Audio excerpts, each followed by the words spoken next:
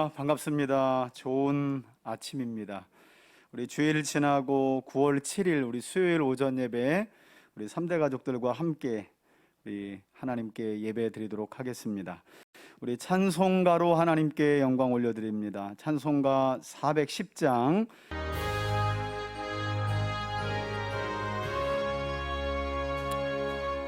하나님이 주실 평화의 은혜, 평안의 은혜를 기대하며 부릅시다. 내 마음에 한 노래 있어 나 즐겁게 늘 부르네. 이 노래를 부를 때에 큰 평화 임하도다. 평화 평화 하나님 주신 선물, 그 놀라운 주의 평화 하나님 선물일세. 주 십자가 지심으로 날 구원해 주셨으며 주 예수님 고난받아 나 평화 누리도다.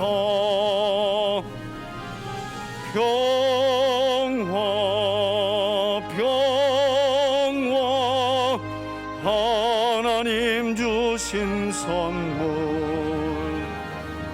그 놀라운 주의 평화 하나님 선물일세. 나 주님께 영광 돌려 참 평화가 넘치도다. 주 하나님 은혜로서 이 평화 누리도다. 평화 평화 하나님 주신 선물, 그 놀라운 주의 평화 하나님 선물일세. 주시 얻으려고 주 앞으로 나아갈 때 주 예수님 우리에게 이 평화 주시도. 평화 평화 평화 평화 하나님 주신 선물, 그 놀라운 주의 평화 하나님 선물일세. 아멘. 우리 찬송가 264장 한 장 더 드리고 제가 예배를 위해서 기도하겠습니다.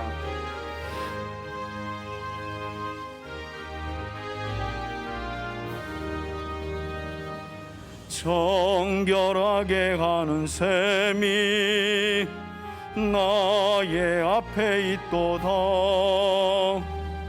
성령께서 권고하심 죄 씻으라 하시네. 찬양하리 찬양하리 죽임 당한 어린 양, 주께 영광 돌리어라. 우리 죄를 씻어주셨네. 나의 가는 길이 좁고 내 뜻대로 안 돼도 모든 욕심 다 버리고 주 주만 따라가겠네. 아멘. 찬양하리 찬양하리 죽임당한 어린 양, 주께 영광 돌리어라. 우리 죄를 씻어주셨네. 나의 마음 제단 위에 불길같이 타올라 영원토록 찬양하며 주께 영광 돌리네. 아멘.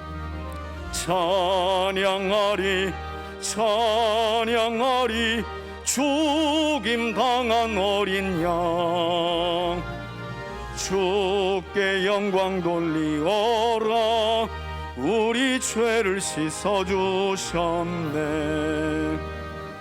한량없는 주의 은혜 나를 영접하셨네.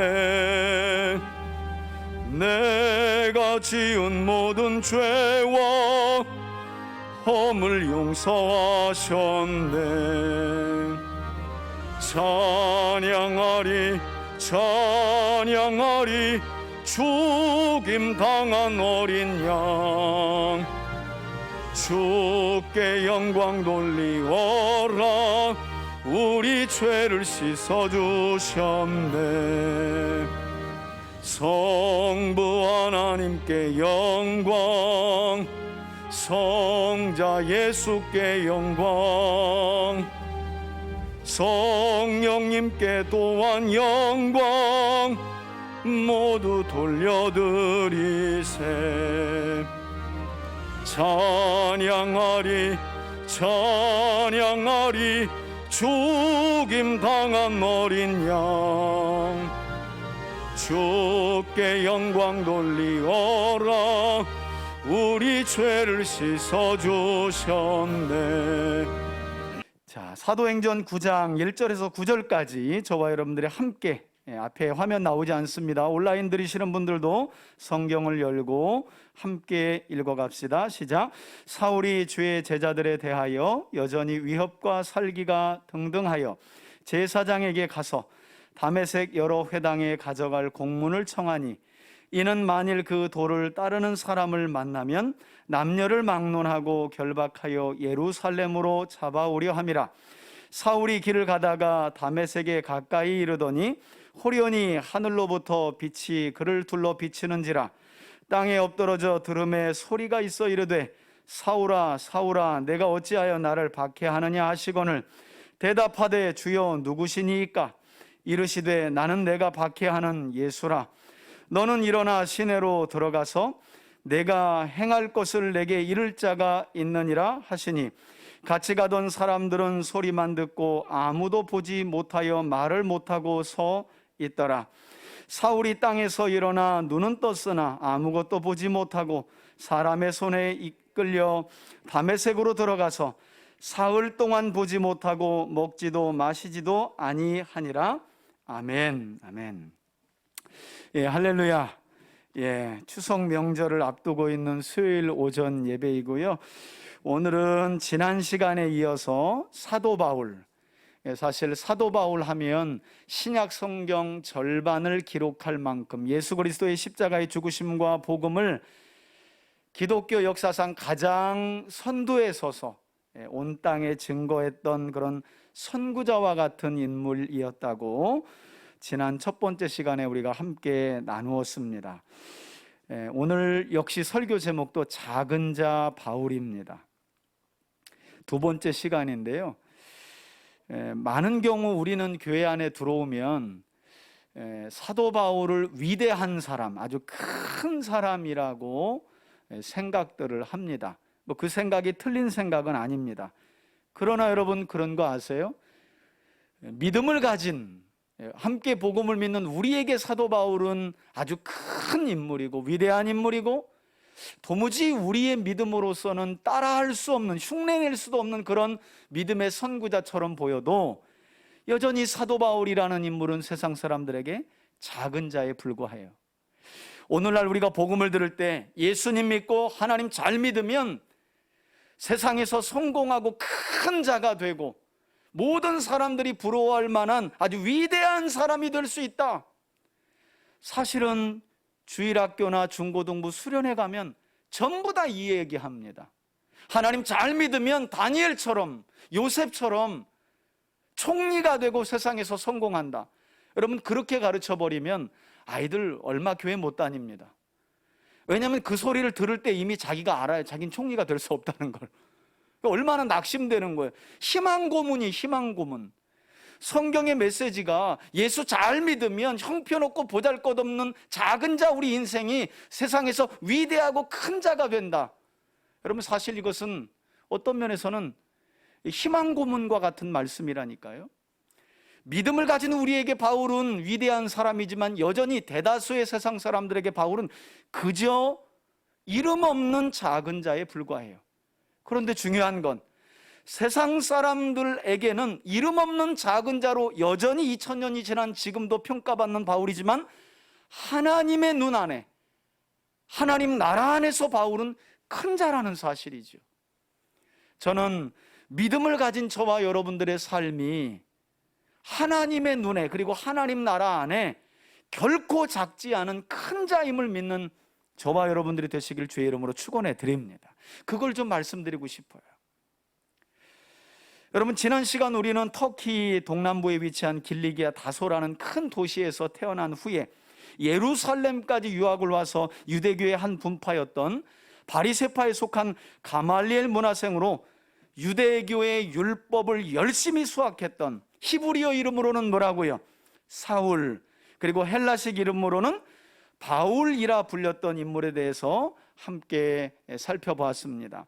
사울이 변하여 바울 된 거 아니라고 지난 시간에 말씀드렸습니다. 사울은 베냐민 지파 사람으로 그저 히브리식 이름을 가진 것이고, 성경은 그가 그리스도 예수님을 만난 이후에 복음을 전하면서 특별히 이방인 지역으로 다니면서 자연스럽게 그의 이름을 헬라식으로 표현하고 성경도 그렇게 불렀다고 제가 말씀을 드렸습니다. 특히 지난 시간에는 바울이 유대교에 지나친 열심을 가지고 유대 지역을 넘어 이제 이스라엘의 북쪽에 위치한 아람의 다메섹에 있는 유대인들의 회당까지 찾아갔던, 왜 찾아가요? 아람이라고 하는 나라에 다메섹이라고 하는 도시에 회당들이 있는데 그 회당들에 모인 유대인들 중에 예수님을 구주로, 메시아로 믿는 사람들이 있다는 소식을 바울이 들은 거예요. 그래서 대제사장들에게서 허락을 받고 공문을 가지고 그리스도인들 잡아 감옥에 가두고 박해하려고 가는 길이었어요. 그랬던 바울이 아람의 다메섹 도상에 이르렀을 때 누굴 만나게 돼요? 부활하신 예수님 만나게 돼요. 이때 바울이 묻습니다. 주여, 누구십니까? 이 질문에 대해 예수님은 나는 네가 핍박하는 예수라. 조금 전 우리가 읽었죠? 그리고 이런 예수님의 대답을 들었던 사도 바울이 또 질문합니다. 주여, 제가 무엇을 해야 됩니까?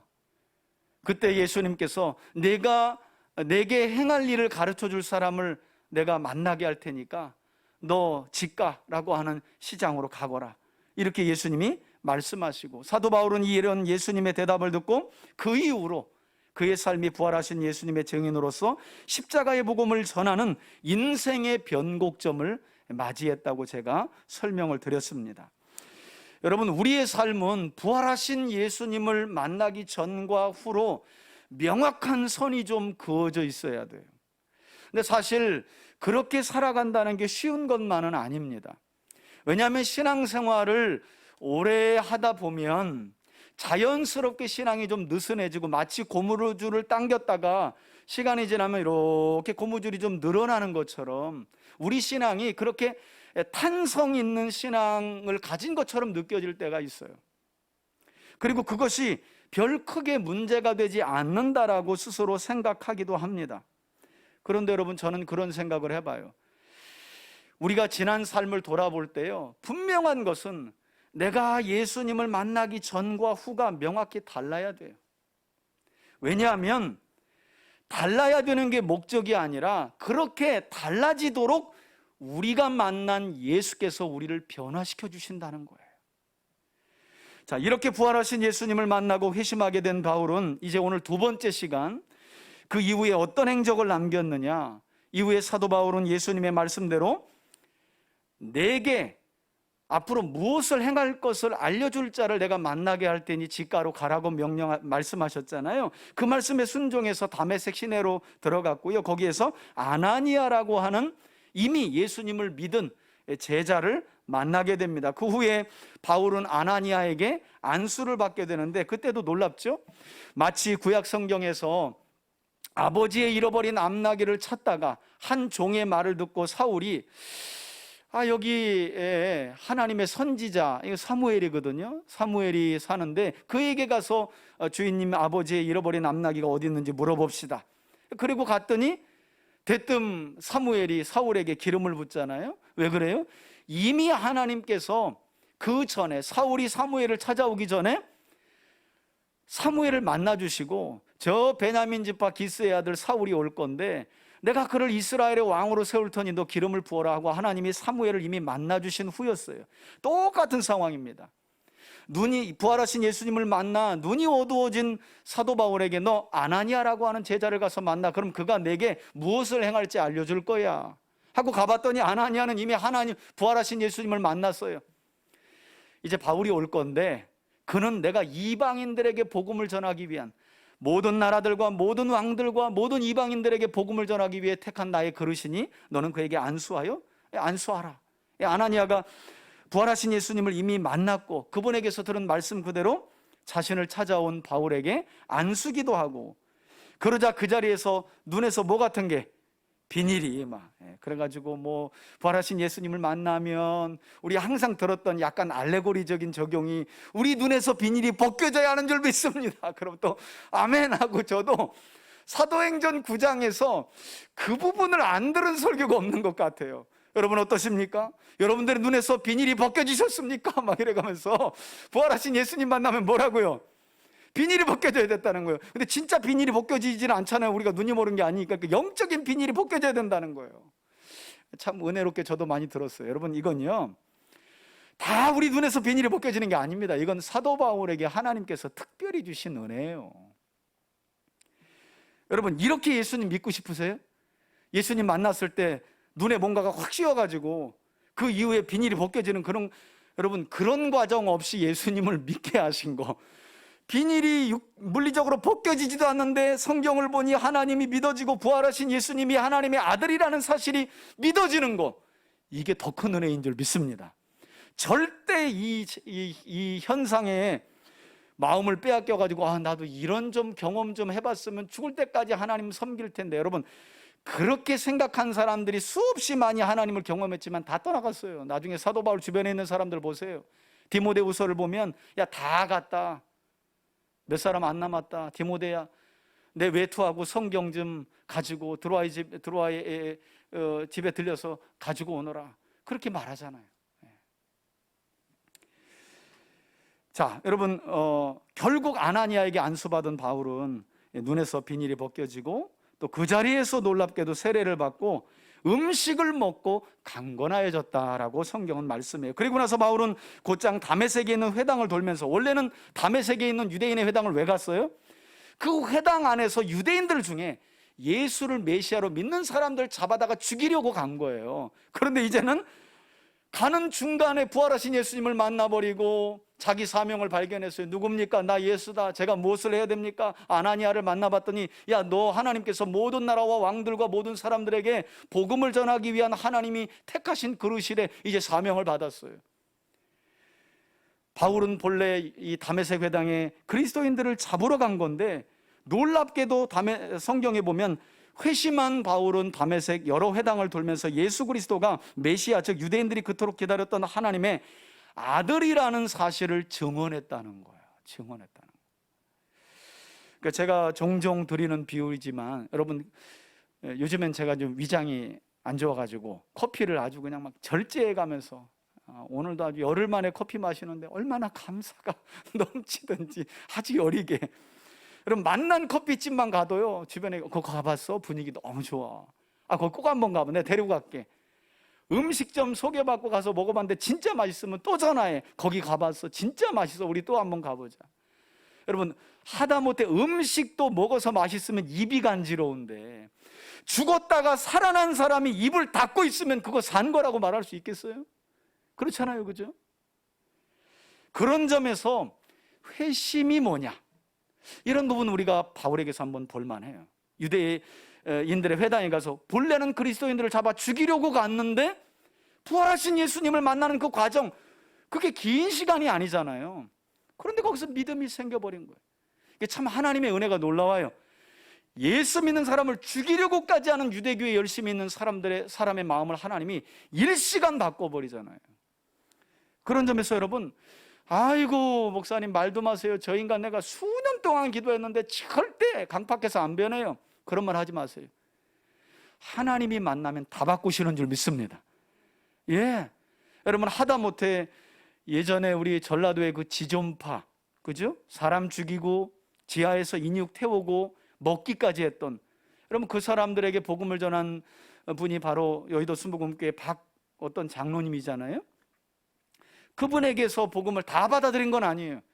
그러나 몇 사람이 받아들였고 죽기 전에 찬송 부르고 사형 집행을 합니다. 그리고 어떤 사형수는 내가 감옥에서 죽기 전에 조금 더 복음을 300몇 명인가 전했다고 제가 책에서 읽었거든요. 조금 더 전하지 못한 게 못내 아쉽다 하고 이 사형장에서, 형장에서 한 줌의 이슬로 사라졌어요.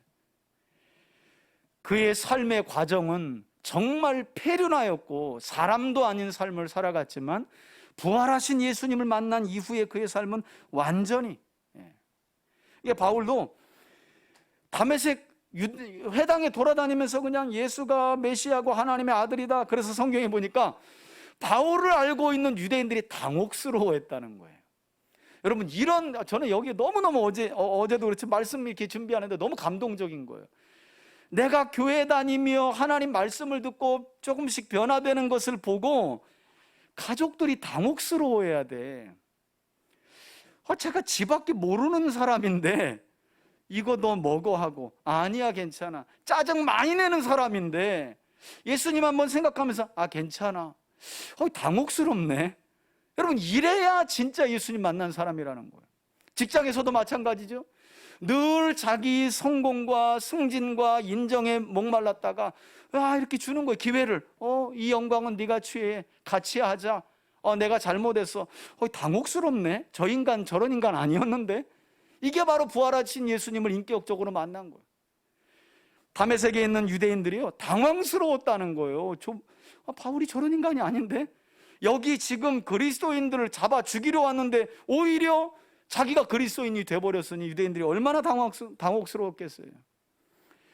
여러분, 모든 사람들이 바울과 같은 신비하면서도 극적인 회심을 경험하는 것은 아니죠. 우린 그렇게 할 수 없어요. 왜냐하면 하나님께서는 아주 다양한 상황과 방법으로 우리를 부르시기 때문이에요. 그런데 여기서 중요한 사실이 한 가지 있어요. 비록 각자의 부르심의 방법은 다를지라도 우리가 다 다메섹으로 갈 수 없잖아요. 거기서 다 눈물고 말 못하고 빛을 보고 다 이렇게 하나님을 만날 수 없어요. 부활하신 예수님을 만날 수 없어요. 다 각기 다른 방법으로 하나님이 우리를 부르시기 때문에. 그런데 중요한 것은 주님께 부름받은 사람들에게는 분명한 선이 그어진다는 거예요. 저는 여러분들에게 부활하신 예수님을 만나기 전과 후에 선이 달라지고 오늘 하나님의 말씀을 또 한 번 듣고 난 이전과 이후의 삶에 선이 한번 거질 수 있기를 주의 이름으로 축원해 드립니다. 이게 변화되고 회심한 사람들의 그 라인이 어떨 때는, 여러분 그런 거 있잖아요. 선 위에 선을 그으면 멀리서 보면 일직선으로 보여. 근데 가까이 가서 보니까 선 바로 위에 또 선이 있는 거예요. 사실 그리스도인들의 삶은 그런 거예요. 우리 일생의 회심은 아주 진한 선으로 그어져 있지만 성화는 때때로 많은 경우요, 선 위에 선, 선 위에 선. 그래서 멀리서 보면 도무지 안 변화되는 것 같아. 왜? 일자선이니까. 그런데 가까이서 가서 보니까 일자선이 계속 그 위에 아주 미세하게 그어져 있는 거예요. 그리스도인들의 삶은, 성화의 과정은 그런 거예요. 여러분, 인생의 주인이 바뀌고 그로 인해 삶의 방향과 목적이 변화됐는데 이전과 같은 삶을 살 수는 없잖아요. 저는 그런 점에서 우리 3대 가족 모두가 부활하신 예수님을 인격적으로 만나고 그분을 구세주와 주님으로 고백하는 믿음으로부터 나오는 참된 변화가 우리 삶에 늘 끊이지 않고 성화의 과정 중에 일어날 수 있길 주의 이름으로 축원해 드립니다. 여러분, 그 위에 바울은 사도행전의 기록에는 빠져 있는데요, 사도행전의 기록이 바울의 행적을 역사적으로 다 연대적으로 기록하고 있지는 않거든요. 이렇게 다메섹 도상에서 부활하신 예수님을 만나고 다메섹의 회당에서 부활하신 예수님을 전한 이후에 사도행전의 기록에는 빠져 있는데, 바울은요 페트라라고 하는 바위 요새를 수도로 하고 있는 아라비아의 나바티안 왕국에, 이 갈라디아서에 나와 있거든요. 나바티안 왕국으로 가서 3년 동안 복음을 전하고 다시 바나바의 도움을 받아서 예루살렘 교회로 올라왔다. 예루살렘 교회 형제들과 교제를 가졌다라고 성경은 말씀해요. 여러분, 이때도 바울은 예루살렘에 머물고 있는, 사실 그때까지만 해도 이제 바나바가 막 변호합니다. 아라비아에서 3년간 복음을 전하고 온 바울이 이제 예전에 유대교에 열심을 가졌던 바울이 아니다. 이제 부활하신 예수님을 그가 만났고 복음을 전하기 위해 하나님께서 택하신 그릇이 되었다라고 말하지만, 여전히 예루살렘에 있는 제자들과 형제들은 바울을 무서워했다는 거예요. 혹시 지금 뭔가 스파이처럼, 변화 안 됐는데 그리스도인인 것처럼 하는 건 아닐까, 이걸 이제 변호했던 사람이 바로 바나바였는데요. 아니나 다를까 바울은 정확한 자신의 회심을 보여주려고 했던 건 아닌 것 같은데, 이게 자연스러운 거죠. 예루살렘에 올라가서도 마침 그곳에 있는 헬라파 유대인들에게 예수 그리스도의 십자가의 죽으심과 부활을 증언했다는 거예요. 예루살렘에서, 여러분, 다메섹에서야 이방인의 지역이니까, 그러나 예루살렘에서까지도 헬라파 유대인들에게 예수가 십자가에서 죽으셨고 부활하신 메시아다라는 사실을 아주 담대하게 증언했다는 거예요. 그것 때문에 헬라파 유대인들이요, 야, 저거 변절자다 하고 바울을 죽이려고 해요. 이때 이제 예루살렘에서 바울과 함께 그리스도를 만난 이 형제들이, 성경에 보니까 바울을 가이사랴로 내려가서, 이스라엘의 지중해 있는 가이사랴 항구로 내려가서 거기에서 배를 태워가지고 길리기아, 지금의 터키 동남부의 바울의 고향인 길리기아 다소로 배를 태워 보냈다는 거예요. 왜? 이러다가 바울이 맞아 죽게 생긴 거예요. 그래서 그때 처음으로 바울이 다시 고향으로 형제들에 의해 돌아가게 됩니다. 이때가 주후 35년경이에요. 여러분, 이렇게 헬라파 유대인들의 협박과 박해 때문에 결국 바울이 길리기아 다소로 배를 타고 돌아갔잖아요. 그때부터 바울은요, 초야에 묻힌 것처럼 자기 고향 다소에서 힘써 복음을 전합니다. 이게 참 그런 것 같아요, 그죠? 바울에게도 그런 기회가, 안드레가 세례 요한의 제자였다가 부활하신 예수님을 만났을 때 제일 먼저 데려간 사람이 누구예요? 자기 형 베드로잖아요, 그죠? 형제에게 가서, 하나님께서 길리기아 다소로 보낸 이유가 분명히 있었을 거예요. 그때 바울이 길리기아 다소에 가서 뭐 했겠어요? 자기 형제, 친척, 그리고 자기 고향 사람들, 그 도시에 사는 사람들에게 힘써 복음을 10년 동안이나 전했다고 그래요. 그리고 이렇게 10년 동안 복음을 전하고 있는 바울을 누가 찾아오게 됐느냐? 사도행전 11장에 보니까 앞서 예루살렘 교회 형제들에게 바울을 소개하며 도왔던, 성경은 그를 이렇게 소개합니다. 착한 사람, 믿음이 충만한 사람, 성령이 충만한 바나바가 길리기아 다소에서 10년간 사역하고 있었던 바울을 찾아와서 바울에게 우리 안디옥으로 좀 가서, 지금 스데반의 환란으로 인해서 도망간 이 유대 그리스도인들이 거기서 복음을 전했는데 이방인들이 예수님을 믿어가지고 지금 가정교회를 세웠단다. 내가 가는 길인데 바울, 자네가 좀 함께 해주게. 그래서 길리기아 다소에 있는 바울을 데리고요, 10년 만에 다시 안디옥으로 이 바나바가 오게 됩니다. 여러분, 성경은 이렇게 바나바와 바울 두 사람이 안디옥에 도착해서 1년 동안 그곳에 머물며 많은 사람들을 가르쳤다라고 말씀하고 있고요, 바울과 바나바로부터 복음을, 예수 그리스도의 십자가의 죽으심과 부활, 그분이 하나님의 아들이라는 이 복음을 듣게 된 안디옥의 이방인들이 놀랍게도 안디옥에 사는 세상 사람들에게 비로소 기독교 역사상 처음으로 뭐라고 불렸다는 거예요? 그리스도인이다 라고 불렸다는 거예요.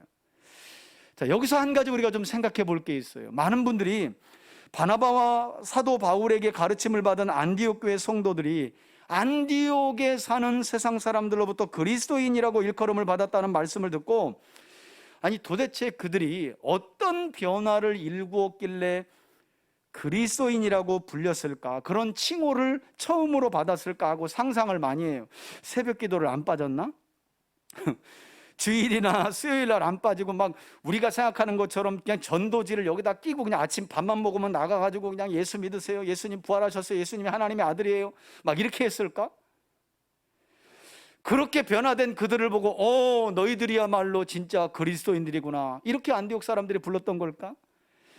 여러분, 여러 가지 상상들이, 왜? 그냥 성경은 그들이 바울과 바나바로부터 말씀을 교육받았고, 말씀을 교육받고 변화된 그들을 보고 안디옥 사람들이 그리스도인들이네, 이 말은 예수쟁이라는 거, 예수를 가장 닮아가려고 한다, 이런 뜻이거든요. 근데 뭘 보고 그랬을까? 우리가 생각하는 건 오늘날 우리 환경에서 종교적인 상상을 막 하는 거죠. 새벽 예배 안 빠졌나? 아까 말씀드린 것처럼 막 전도지, 막 밥만 먹으면 전도하러 다니고 막 그랬나?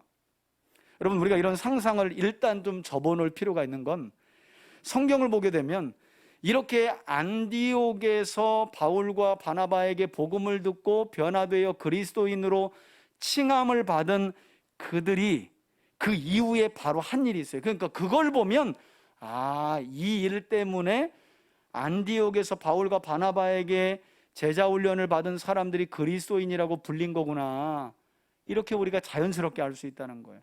사도행전 11장 27절 이후를 보면 그리스도인이라 칭함을 받았더라 하는 바로 그 뒤에 어떤 말씀이 이어지고 있냐면, 바로 그때에 예루살렘에서 하나님의 말씀을 가르치는, 그 당시는 여러분 성경이 지금 우리 손에 들려진 하나님의 말씀처럼 성경이 완전한 정경으로, 계시가 신약 성경은 아예 없었던 때고 구약도 정경화되지 않았을 때예요. 그렇기 때문에 선지자 사역을 하는 사람들이 있었어요. 사도행전까지만 해도. 이때는 신약 성경이 없는 거니까.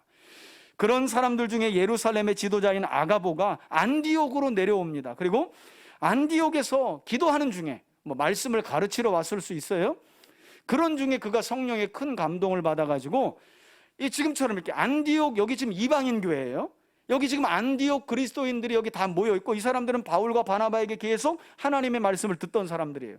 그때 부흥회를 하는 거예요. 부흥회. 예루살렘에서 아가보라고 하는 목사님이 오신 거예요. 그런데 말씀을 전하는 중에 성령이 충만해가지고 이분이 어떤 예언을 하냐면, 앞으로 천하에 큰 흉년이 될 것이다. 특별히 예루살렘에 큰 기근이 있어 우리 예루살렘에 있는 형제들이 큰 어려움을 겪게 될 것이다. 이렇게 아가보를 통해 성령의 감동 안에서 계시된 하나님의 말씀을 안디옥 교회에 모인 이방인 그리스도인들이 듣습니다. 여러분, 이 사람들이요, 저 뭐야? 저기 말씀 전하고 기도하면서 이상한 말 하네? 큰 흉년이 있을 거라고? 웃기는 소리 하고 있네? 여러분, 그렇게 흘려듣지 않아요. 그 성령의 감동 안에서 계시된 말씀을 마음에 새기고요. 그리고 뭐였겠죠? 큰 기근이 있는데 특별히 우리가 복음의 혜택을 받은 예루살렘에 있는 교회가 큰 어려움을 겪게 될 거라는데, 이거 어떻게 하면 좋겠냐? 그러면 각자의 형편대로 구제연금을 보내가지고 모아서 보내자. 그럼 성경에 보니까 이렇게 고민하고 모아진 구제연금을 예루살렘의 한 장로님을 통해 보냈다라고, 이것을 실행에 옮겼다라고 성경은 이야기해요. 여러분, 이것은 단순히 그들이 구제연금을 드렸기 때문에 안디옥 사람들에게 그리스도인이라고 불렸다는 말이 아니에요. 왜냐하면 교회는 구제단체가 아닙니다. 구제의 사역을 감당하지만 교회의 본질은 구제가 아니에요. 하나님의 말씀인 복음을 전해서 영혼을 구원해내는 게 교회의 본질이지, 구제는 그것과 함께, 그것을 위해 하는 하나의 방편이죠. 구제단체가 아니거든요. 그래서 어디까지나 안디옥 교회 성도들, 곧 안디옥 교회 그리스도인들은 당시 성경이 완성된 계시로 존재하지 않을 때, 그때는 성경이 없었기 때문에 아가보라고 하는 선지자를 통해 계시된 말씀, 앞으로 흉년이 많을 건데, 흉년이 올 건데 특별히 예루살렘 교회가 어려울 거야, 이거 하나님 말씀이거든요. 그 말씀을 듣는 귀가 있었다는 거예요. 그리고 그 말씀을 듣고 그러면 우리가 어떻게 할까 하고 고민하죠. 그러면 각각 형편대로 구제연금을 모아서 보내자, 실행에 옮깁니다. 여러분, 그리스도인들은 이게 그리스도인이라는 거예요. 그리스도인들은요, 뭘 그냥 알고 교회 다니고 일요일 되면 교회 다니고 뭐 성경책 옆에 끼고, 여러분 이게 그리스도인들이 아닙니다. 많은 분들이 그리스도인들 하면 그냥 교회 다니는 사람들, 예수 믿는 사람들, 이 정도로만 알아요. 그러나 여러분, 오늘 성경에 기록하고 있는, 성경이 말씀하는 그리스도인들이란 오늘날 우리에게 적용한다면 성령의 감동으로 기록된 하나님의 말씀, 그 성경 66권의 말씀을 잘 귀담아 들을 수 있어야 돼요. 이방인 교회에서 놀랍잖아요. 이방인 안디옥 교회예요. 여러분, 이거 중구난방입니다. 이 사람들이 유대인처럼 구약에 능통한 것도 아니에요. 그냥 스데반의 환란으로 피해 있는 사람들이 우리가 부활하신 예수님을 만났다 하고 복음을 증거한 거 보고 그분이 하나님이다, 그걸 믿고 교회에 온 사람들이에요. 그런데 놀랍게도 하나님이 믿음을 주시니 아가보를 통해 성령 안에서 계시된 하나님의 말씀을 듣는 귀와 마음에 새기는 그런 믿음이 있었다는 거예요. 그리스도인들이란 바로 그런 거죠. 성경 66권의 말씀을 잘 귀담아 듣고 그 들려진 말씀을 어떻게 고민할까? 여러분, 지금 제가 아주 중요한 말씀 드리고 있는 거예요. 우리가 일생에 얼마나 많은 예배를 드립니까? 요즘 같으면 코로나 때문에 유튜브가 그냥 홍수처럼, 저도 그냥 유튜브 하면 뭐 설교를 주로 많이 들으니까 그냥 뭐 여기 뭐 지금 뭐 실시간 수요 예배, 새벽 기도에 그냥 쭉 떠요. 그리고 가끔 들어가 봐요. 진짜 설교와 예배 홍수 시대에 살고 있어요. 들으려면 얼마든지 들을 수 있어요. 문제는 그리스도인들의 삶이란 그냥 많이 듣고 뭔가를 아는 게 아니라는 거예요. 들었으면 먼저는 듣는 귀, 그것을 마음에 담고 어떻게 할까 고민한 뒤에 그것을 실행에 옮기는 거예요. 그게 그리스도인인 거예요. 그래서 안디옥에 있는 세상 사람들이, 저 사람들은 하나님의 말씀을 귀담아 듣고 마음에 새겨서 그 말씀을 어떻게 순종하고 실행할까를 고민한 후에 실행해요. 그러니까 그리스도인들인 거예요. 여러분, 뭘 알고 귀담아 듣는다고 그리스도인들이 아닙니다. 우리가 착각하면 안 돼요. 교회만 다닌다고 그리스도인들은 아닙니다. 성경책 옆에 낀다고 그리스도인은 아닙니다. 그리스도인의 표징은요, 첫째, 진리의 말씀을 귀담아 들어야 돼요. 그리고 마음에 새기고 깨달아진 말씀을 어떻게 실행에 옮길까, 순종할까. 물론 한계는 있어요. 그리고 하다 넘어지기도 합니다. 왜? 우리는 불완전한 존재이기 때문에. 그러나 그냥 그 진리를 흘려보내지 않고 어떻게 하면, 여러분 벌써요, 우리가 드려진 예배 숫자 안에서만 들려진 말씀을 고민하고 어떻게 실행할까 하면 제가 볼 때 한국교회가, 세계교회가 세상 사람들에게 욕먹을 일이 없어요. 여러분 냉정하게 생각해 보세요. 우리가 지금 성경을 몰라요? 뭘 좀 덜 들어서 그래요? 저만 해도 20대부터 들었어요. 그랬다고 성경을 다 아는 건 아니에요. 그러나 그리스도인으로서 어떻게 해야 되는지는 기본적으로 다 들었어요. 문제가 뭐예요? 그 들은 말씀을 고민을 안 해요. 아, 오늘 그냥 좋았네, 은혜 받았네 하고 가면 여러 가지 일들이 또 펼쳐지는 거예요. 그리고 또 주일날 와요. 또 들어요. 아우, 그렇네, 잘못했네, 이건 잘하고 있네. 귀담아 들어요. 그러나 그것을 고민하며 그럼 어떻게 고칠까? 어떻게 이 일은 더 잘할까? 이렇게 실행에 옮기지 않는다는 거예요. 오늘날 기독교와 그리스도인들의 삶이 문제라는 건 바로 그런 거죠. 그런 점에서 바나바와 바울에게서 말씀을 들었던 안디옥 교회 그리스도인들은 진리를 듣는 귀와 그걸 마음에 담는 믿음, 그리고 그것을 고민하고 어떻게 실행에 옮길까, 얼마나 놀라워요. 각각 형편대로 모아서 보냈대잖아요. 실행에 옮겼다는 거예요. 그게 바로 그리스도인이라고 안디옥 교회 세상 사람들에게 불림받는. 저는 그런 점에서 우리 3대 가족들이 하나님께 선택받고 구원받은 그리스도인으로서 계시된 하나님의 말씀에 귀를 기울이고 그 말씀에 순종하기 위해 고민하면서 그것을 실행에 옮기는 참다운 그리스도인으로 여러분 모두가, 또 우리 가정과 교회가 세워질 수 있길 주의 이름으로 축원해 드립니다. 여러분, 이후에 사도 바울은 사도행전 13장을 보면 바나바와 함께 말씀드린 것처럼 1년 동안 이 안디옥에서 사역을 하게 되는데요. 제1차 안디옥 교회에서 그 이후에 제1차 선교를 위해 파송을 받게 돼요. 그러니까 그런 것도 참 충격적이죠. 이방인 교회인데, 여러분 보세요. 이방인들이 모여있는 그리스도인 교회인데 담임 목사님하고 부목사님을 선교사로 파송하면 그게 어떻게 할 거예요? 어떻게 하려고 그런 선택을 했다는 거예요. 담임 목사님하고 부목사님을 선교사로 파송해버리네? 한편으로는 도대체 어떤 과정을 거쳐 그랬을까 궁금하고요. 또 한편으로는 이 사람들이 그냥 1년이면, 여러분 보세요. 1년 가르쳤대잖아요. 그러니까 성경을 알아가는 건 우리가 평생에 해야 될 일이고요. 복음은요, 1년이면 충분한 거예요. 여기에서 쇼부가 나는 거예요. 담임 목사님, 부목사님 선교사로 가도요, 교회가 흔들리지 않아요. 절대 견고하고 흔들리지 않아요. 왜?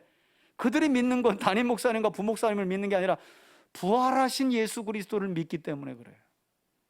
그게 2000년 전 안디옥 교회 상황과 오늘날 우리 현실의 교회가 가진 갭이죠.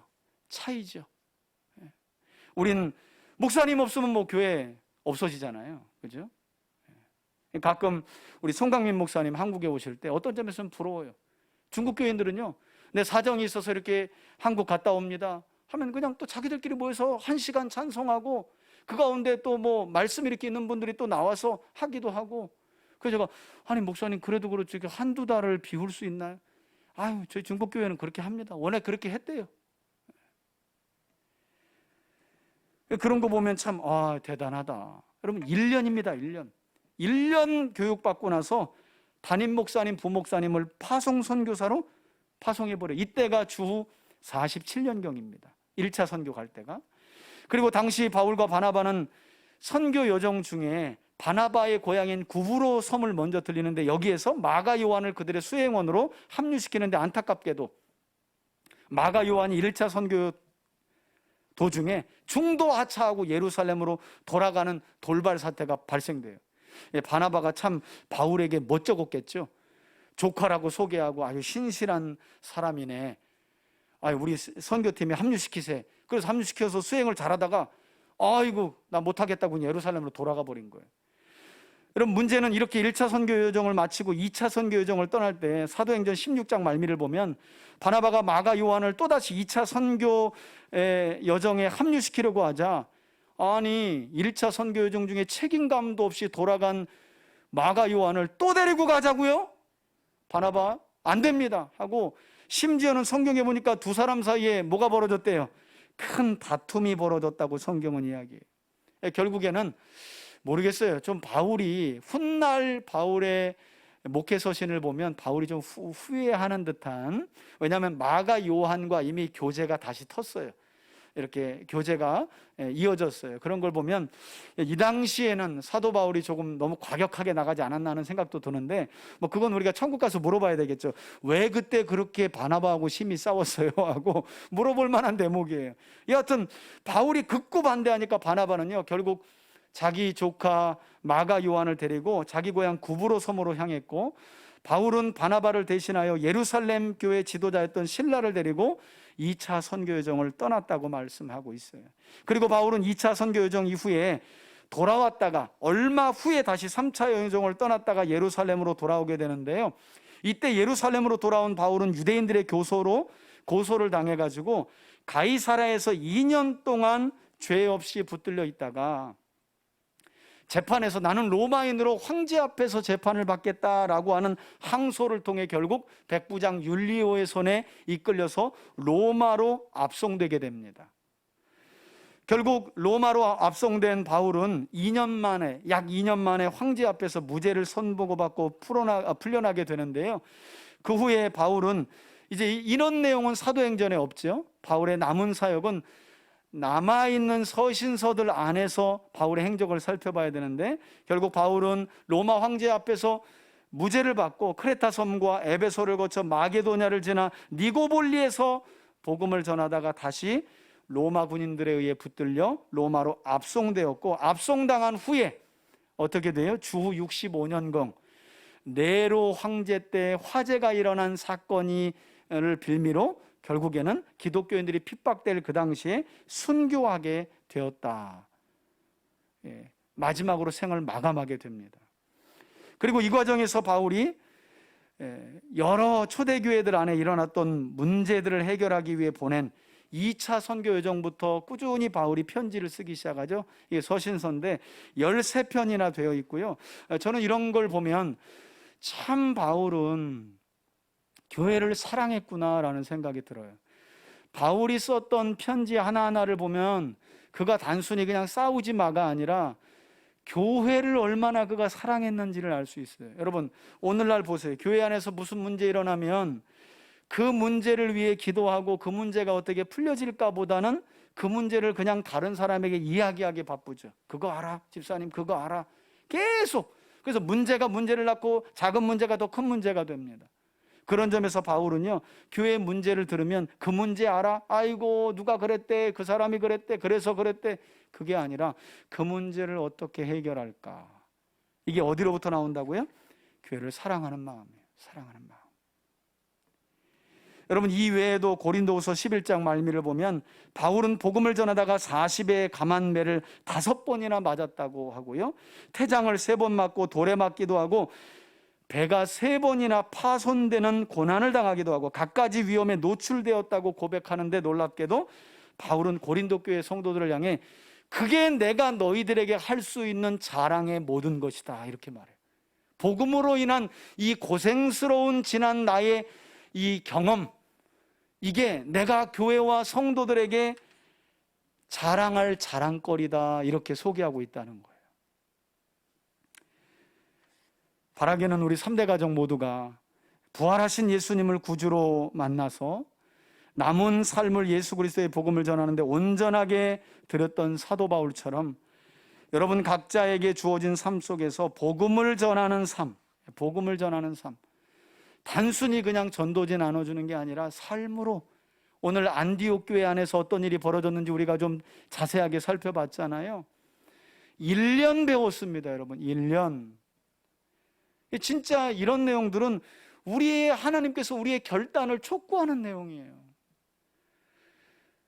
이방인 그리스도인으로서 우리와 동일한 상황에 처해 있는 사람들이에요. 근데 1년 듣고 담임 목사와 부목사를 파송할 만큼, 또 세상 사람들에게 그리스도인이라고 칭호를 받을 만큼 변화된 삶을, 진리의 말씀을 듣고 고민하고 어떻게 실행할까 그것을 실행에 옮기는 참다운 그리스도의 삶을 살았다는 거예요. 저는 그런 점에서 저와 여러분들이 오늘 말씀을 통해 도전받기를 바라고, 비록 우리가 세상을 살아가는 동안에 세상 사람들에게는 이름 모를 작은 자로 기억되며 살아갈지 모르나, 그러나 우리가 기억해야지요, 복음과 하나님의 손에 붙들려 살아가는 사람들은 결코 하나님 나라에서 작지 않은 사람이다.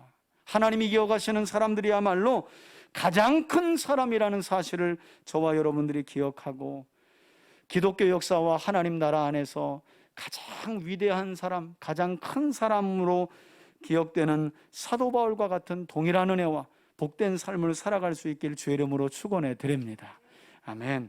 이제는 우리 주 예수 그리스도의 은혜와 하나님 아버지의 사랑과 성령의 교통하심이, 복음과 하나님의 손에 붙들려 매일매일의 삶 속에 성령의 충만함으로 살아가는 인생은 결코 작지 않은 인생임을 기억하며, 그렇게 복음과 하나님의 손에 붙들려 남은 인생 하나님께 드리기를 결단하며 나아가는 우리 교우들 머리머리 위에 이제로부터 영원토록 함께 계실지어다. 아멘.